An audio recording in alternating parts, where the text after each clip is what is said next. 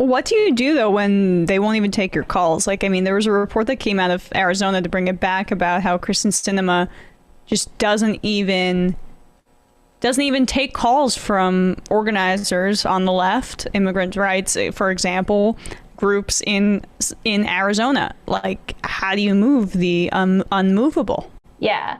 So, I mean, you know, in organizing, there's this kind of like, there's idea of like the difference between sort of building power with versus building power over. And so, you know, in a lot of cases, what you can do is you can build power with an elected official, right? Like, you have shared interests, right? They want votes and they want support. You've got a constituency that you've organized. And so you can kind of trade your resources to act on each other's interests. And so they support the agenda that you're trying to advance. And then you help support them with votes and other kinds of things that they might need. And that's an example of building power with. But in some situations, like the one that you're describing with Sinema, it's really a situation where you have to exert power over, right? And so the question is, if I'm working with an elected official who won't take my calls, who's essentially blocking me, then the question is, what are the resources and the sources of power that I have that can essentially try to force someone like Sinema to pay attention, you know? And I think obviously in Arizona, like, that situation is very fluid. And then with the kind of polarized politics that we have,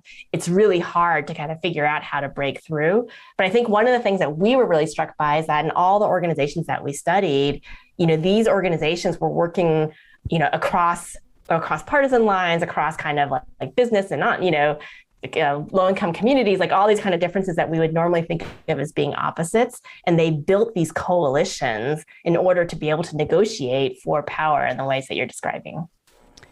Yeah, I really like that focus in your book on focusing on creating independent power centers. And I mentioned this earlier, but outside of gatekeepers like herself, or even within the K Street, Washington traditional lobby, building a power center that is in Oklahoma, that is in Texas, that is in, you know, Montana, whatever the case may be.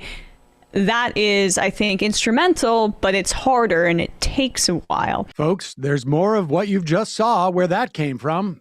That's if you hit the subscribe and like button. Thank you. Really, thank you.